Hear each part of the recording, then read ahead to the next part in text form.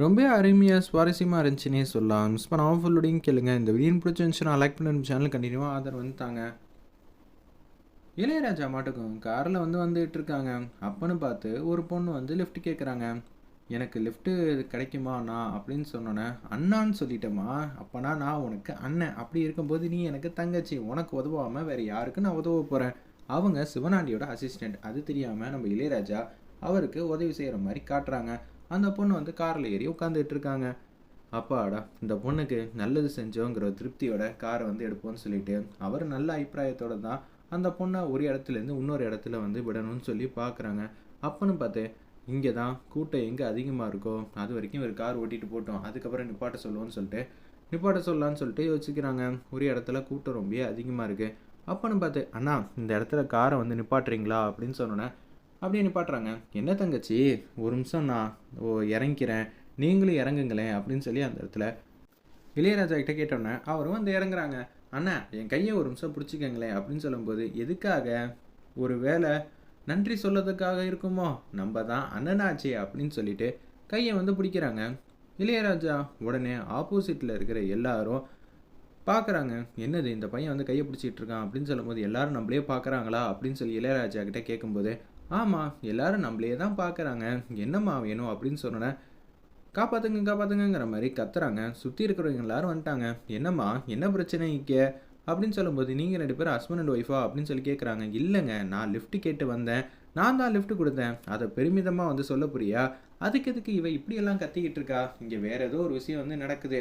நம்ம இங்கேருந்து தப்பிச்சு போயிட வேண்டியதான். தேவையில்லாமல் வந்து சிவனாண்டியோட யோசனையில் நம்ம வந்து சிக்கிட்டோம் போலன்னு சொல்லிட்டு ஓடலான்னு பார்க்குறாங்க. நம்ம இளையராஜா டக்குன்னு பிடிச்சிடுறாங்க. ஏன்டா இங்கேருந்து ஓடுற? என்னம்மா நடந்துச்சுன்னொன்னே இளையராஜா மேலே அபாண்டமாக வந்து ஒன்று ஒன்றா வந்து சொல்லிகிட்டே இருக்காங்க. இவனை கண்டிப்பாக வந்து உதைக்கணுமா அப்படின்னு சொல்லி, இவனை கூட்டிகிட்டு வாங்கய்யா அப்படின்னு சொல்லி அந்த இடத்துல மரத்தில் வச்சு கட்டுறாங்க நம்ம இளையராஜாவை.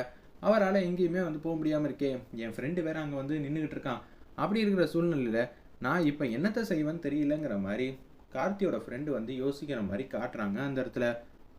எல்லாரும் வெயிட் பண்ணிக்கிட்டு இருக்காங்க அவங்க வீட்டு பசங்கள்லேருந்து எல்லாரும் வரத்துக்காக. அருணும் ஆனந்தும் அப்படியே காரில் வந்துகிட்டு இருக்கப்ப, நம்ம அம்மாவுக்கு இப்படியெல்லாம் நடக்கும்னு எதிரியே பார்க்கலடா அப்படின்னு சொல்லி ஆனந்த் வந்து பேசிகிட்டு இருக்காங்க. என்ன பண்ணுறது, நம்ம எல்லாரும் ஒரே நேரத்தில் சந்திக்கிறது மிகப்பெரிய விஷயமா இருக்குது.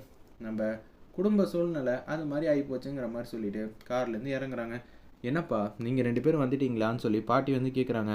ஆமாம்ப்பா நான் இங்கே வந்துட்டேன் அப்படின்னு சொல்லிட்டு இருக்கிறப்ப, சிவனாண்டியும் சந்திரகலா வந்து பேசிகிட்டு இருக்காங்க. எப்படி இருந்தாலும் அங்கே இளையராஜா வச்சு குட்டிகளாட்டா பண்ணி சமாளிச்சிடலான்னு பார்ப்பான். ஆனால் இந்த வாட்டி அப்படியெல்லாம் நடக்கலாம் வாய்ப்பே இல்லை. அவன் ஒன்று யோசிச்சா நான் 10 யோசிக்க போகிறேன் இந்த வாட்டி அப்படின்னு சொல்லி கேவலமாக வந்து திங்க் பண்ணிக்கிட்டு இருக்காங்க அந்த இடத்துல சந்திரகலா. அப்போன்னு பார்த்து, என்னப்பா கார்த்தியோட தோழன்னு ஒருத்தர் இருப்பானே, அவன் எப்போதும் இங்கே கரெக்டான நேரத்தில் ஆஜராயிடுவான், இப்போ ஒன்றுமும் வரமாட்டேங்கிறானே அப்படின்னு சொல்லி ஃபோன் அடித்து பார்க்குறாங்க. அந்த இடத்துல வர மாதிரியே தெரியலையே, கார்த்திக் வேணால் ஃபோன் அடிப்போன்னு சொல்லிட்டு நம்ம பாட்டி வந்து கார்த்திக் வந்து ஃபோன் அடிக்கிறாங்க. என்னம்மா உங்களோட கடைசி பேரனை மட்டும் காணுமே அப்படின்னு சொல்லும்போது, அவன் இங்கே வந்துடுவான், அவன் சொன்ன நேரத்தில் கரெக்டாக வந்துடுவாங்கிற மாதிரி யோசிக்கிறப்ப, இளையராஜா இன்னொரு அங்கே போயிருப்பாப்புல, எந்த பிரச்சனை இருந்தாலும் அவர் சமாளிச்சிருவாங்கன்னு சொல்லி கார்த்திக் கொஞ்சம் அலட்சியமாக வந்து இருக்காங்க. கார்த்திக்கு இந்த மாதிரி பிரச்சனையெல்லாம் இருக்குன்னு தெரியாது. என்னது பாட்டி வந்து ஃபோன் அடிக்கிறாங்க, நம்ம வரலன்னு சொல்லிட்டு ஃபோன் அடிக்கிறாங்களோ அப்படின்னு சொல்லி யோசிச்சுட்டு அப்படியே வந்து கால் வந்து அட்டன் பண்ணுறாங்க. என்ன பாட்டி, உன் தோழன் இருக்கான்ல? ஆமாம் சொல்லுங்க, அவனுக்கு என்ன, அவன் தாங்க வந்திருப்பானே கரெக்டான நேரத்தில். இல்லைப்பா அவன் வரவே இல்லை, அதனால தான் எனக்கு கொஞ்சம் பட்டமாக இருக்குது, இங்கே வந்திருப்பா நீயாவது. சரி பாட்டி, நான் அவனுக்கு கால் பண்ணிவிட்டு என்ன ஏதுன்னு கேட்குறேன்னு சொல்லிட்டு ஃபோன் அடிக்கிறாங்க அந்த இடத்துல. அப்போன்னு பார்த்து இளையராஜாவோட ஃபோன் வண்டியிலேயே இருக்கிறதுனால இப்போ எங்கே இருக்காங்க ஏது இருக்காங்கன்னு சுத்தமாக வந்து தெரியல. இந்த விஷயத்த மயில் வாகனத்துக்கிட்ட வந்து சொல்கிறாங்க. என்னப்பா எதுக்கு இவ்வளோ பட்டமாக இருக்க? இல்லை என் ஃப்ரெண்டை அங்கே வர சொன்னேன், ஆனால் என் ஃப்ரெண்டை காணோம் அப்படின்னு சொல்லும்போது, எனக்கு புரியுதுப்பா, ஒன்றை மாட்டி விடணும்னு வச்சுக்கிங்க, நான் சிவனாண்டி மாதிரி யோசிச்சா என்ன பண்ணுவேன்? நிச்சயம் இளையராஜா வச்சு தானப்பா நீ இத்தனை நாளாக வந்து சமாளிச்சிக்கிட்டு இருக்கேன். அந்த இளையராஜாவை கண்டிப்பாக நான் வர விட மாட்டேன், அதுக்காக ஏதாவது சதி பண்ணியிருப்பாங்கன்னு தான் நினைக்கிறேன் அப்படின்னு சொன்னோன்னே, என்ன பண்ணுறது இப்போ, எனக்கு ரொம்ப வந்து கஷ்டமாக இருக்கே. முதல்ல இளையராஜாவோட ஃபோன் எங்கே இருக்குன்னு பாருப்பா, அதை சுற்றி தான் அவன் எங்கேயாவது வந்து இருப்பான் அப்படின்னு சொல்லும்போது, சரி முதல்ல அதை பார்க்கலாம் பாட்டி, நான் இன்னும் ஒரு அரை மணி நேரத்தில் வந்துடுவேன்னு சொல்லுங்கள் பாட்டிங்கிற மாதிரி சொன்னேன். சரிப்பா நான் சொல்லிடுறேன், என் பேராண்டி தொலைவிலேருந்து வந்துக்கிட்டு இருக்கான், அதனால கொஞ்சம் தாமதமாகுது, நீங்கள் கொஞ்சம் பொறுத்துக்கங்களேன். சரிம்மா, குறிப்பிட்ட நேரம் வரைக்கும் நாங்கள் 11:30 வரைக்கும் வெயிட் பண்ணுறோம். 1 மணி நேரம் அவகாசம் தரோம். அதுக்குள்ளே உன் பேரை வந்துட்டா போதும். எங்களுக்கும் ஏகப்பட்ட வேலையெல்லாம் இருக்குது, அதெல்லாம் பார்த்துட்டு இருக்கோம் அப்படின்னு சொல்லும்போது வெயிட் பண்ணிக்கிட்டு இருக்காங்க அங்கே இருக்கிறவங்களாம். அப்பான்னு பார்த்து அருணும் ஆனந்தும், நான் வேணா போய் பார்த்துட்டு வந்துட்டுமா? இல்லைப்பா, நீங்கள் 2 பேராவது இருங்க. இப்போ நீங்களும் எங்கேயாவது போனீங்கன்னா உங்களை தெரியும் ஆள் அனுப்ப முடியாது. நம்ம மயில் வாகனம் வந்து பேசுகிறாங்க பாட்டிக்கிட்ட. என்ன பாட்டி, பட்டமாக இருக்கீங்களா? ஆமாப்பா, என்ன செய்யறதுன்னு தெரில. நீங்கள் எதுக்கும் கவலைப்படாதீங்க, நாங்கள் பார்த்துக்குறோன்னு சொல்லிட்டு நம்ம மயில் வாகனமும் கார்த்தியும் ஜம்முன்னு காரில் வந்து கிளம்பிக்கிட்டு இருக்காங்க.